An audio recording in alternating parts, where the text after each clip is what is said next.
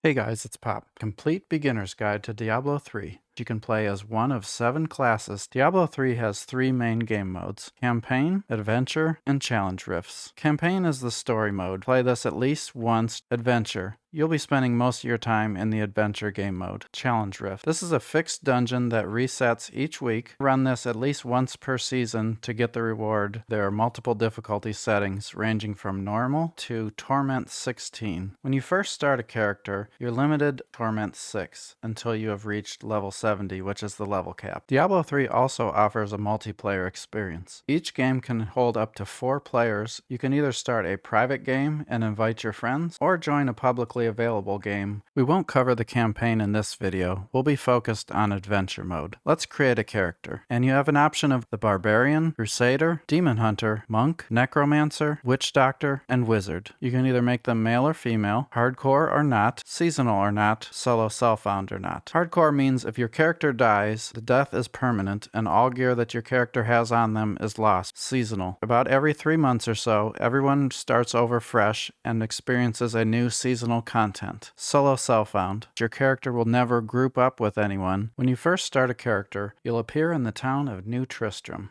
By clicking in the waypoint of New Tristram, that will enable you to look at the map. The map of Sanctuary is made up of Act 1, New Tristram, Act 2, Caldeum, Act 3, Bastion's Keep, Act 4, High Heavens, and Act 5, Westmarch. Within each act, there are several waypoints that you can click on to teleport to. 5 of these waypoints will have exclamation points next to them, which mean there's a bounty available in them. You'll receive a reward once you've completed 5 bounties. There are 4 towns you can go to, New Tristram being one of them. You can also go to Hidden Camp in Act 2, Bastion's Keep Stronghold in Acts 3 and 4, and finally, the Survivors' Enclave in Act 5. Each of these towns have a similar setup. Generally, players prefer the Act 1 New Tristram town because things are more centrally located. The blacksmith can forge weapons, forge armor, salvage items, and repair items. The jeweler can combine gems, forge jewelry, and remove gems. The mystic can enchant items, transmogrify items, and dye items. You'll find a wardrobe. This shows your collection of wings, pets, portrait frames, and pennants. Pets are especially important because they can pick up gold, so be sure to click one and equip it. There's also a healer in town. Each town will have a merchant named Kadala. It's kind of like gambling, but more fun. There are also merchants in the town. These are mostly useful while you're leveling, and the merchants reset each time you restart the game, so be sure to check them for improved gear. There are 3 followers you can choose from: the Enchantress, Templar,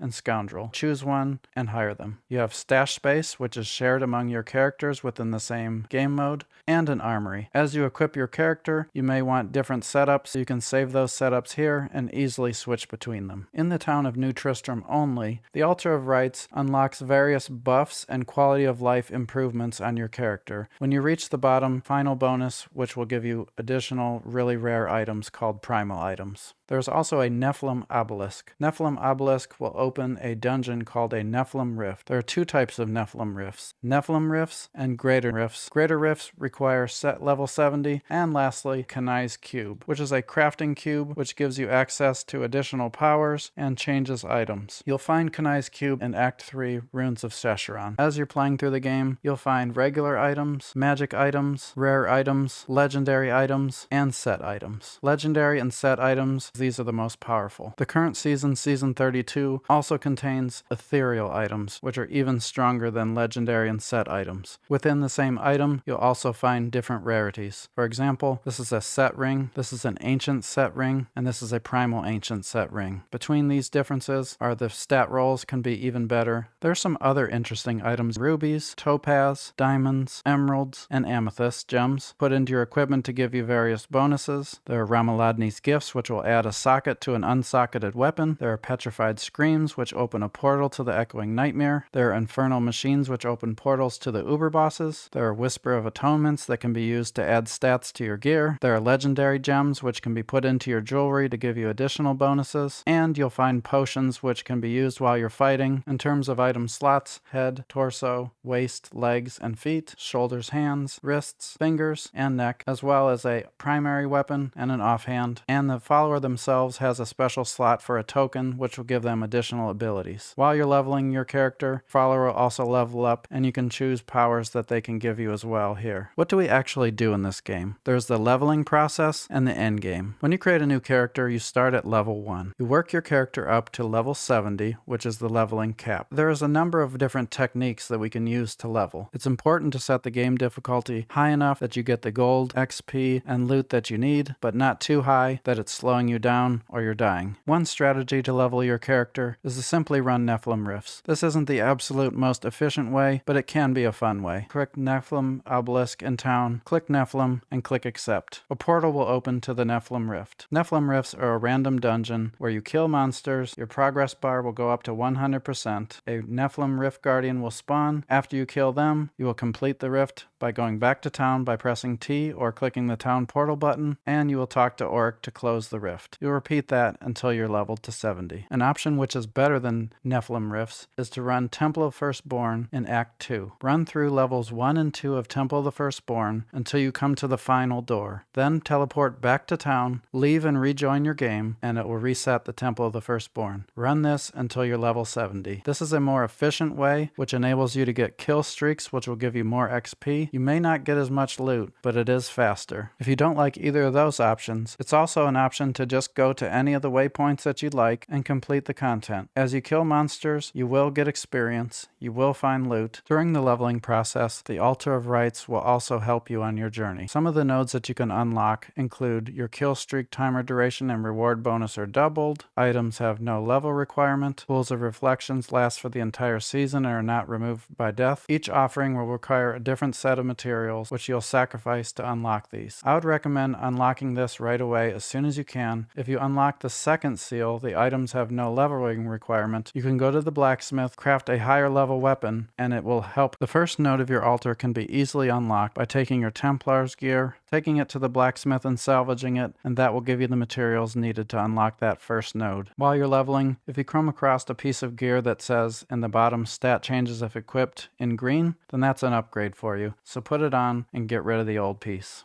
As you're leveling, you're going to unlock more and more skills and runes. Each skill has a separate set of skill runes that modify that skill. You can assign skills to your left, right click, 1, 2, 3, and 4, and you also get passive skills which give you an additional bonus. As you're playing your character, you'll get a feel for what the different skills do, and you're probably wondering, what skills do I select? That's going to depend on the gear that you find. By the time you're level 70, you'll have a mishmash of gear with legendaries, rares, and magic items. But since I found this 9th series satchel, for example, which boosts Hungering Arrow, I definitely want to use Hungering Arrow as my damage skill. So in this situation, Hungering Arrow is the right choice, but your results may vary depending on what you find. You can also follow a build guide. As you find legendary and set items in the game, many of them will be unidentified. Take those items and click the Book of Cain, and it will immediately identify all the items for you. Now that you're level 70, you're ready to start the true end game. Press Shift J to access the season journey screen. Complete chapters 1, 2, 3, and 4, and you will receive 6 pieces of armor for a complete set for your class. Come back and do Slayer, Champion, Destroyer, Conqueror, and Guardian later to get the ultimate reward for the season, which is a portrait frame and a pet. Your next goal should be completing your Altar of Rights, unlocking all of the pieces that are available. If you're unsure what build to go for, there are a number of very helpful websites online. Beyond level 70, you'll earn what are called Paragon Points. You can see what Paragon level you are by looking at the bottom of your portrait. You can access the Paragon screen by pushing P, and it will show you where you have points to spend. Beyond Paragon 800, all of your points are going to be earned in the core category. Let's take a look at some of the other endgame systems, starting with Greater Rift. Greater Rifts are similar to Nephilim Rift, but they're actually timed, they have much more difficulty, and you get all the loot and rewards at the end, along with gem up. They range in difficulty from level 1 all the way to level 150, and there's even a leaderboard where people can compete. You can access the leaderboards by pressing Shift L. For example, this is the rank 1 Demon Hunter on the North America server. They cleared a Greater Rift 150 in 7 minutes and 32 seconds. You can even view their profile, as well as the details of the gear that they are wearing. Let's talk a moment about Kanai's Cube. You can find Kanai's Cube from Act 3, The Runes of Sescheron. Follow this to the very end, and you'll find a room which contains the cube. The cube has 11 recipes associated with it. It can extract legendary powers to be used for your character. It can reforge legendaries. It can upgrade rare items. It can convert set items. It can remove level requirements. It can convert gems, reusable parts, arcane dust, veiled crystals. It can augment an item, which adds a stat to your item, and it can upgrade legendary items to primal. In addition, there are a few items that are special that when put in the cube by themselves and clicking transmute will do some interesting things. A bovine bardish will open the cow level, a puzzle ring will open the vault, and a petrified scream will open an echoing nightmare. As you're fighting in the open world, you'll come across these enmity portals. When you go into the vision, basically a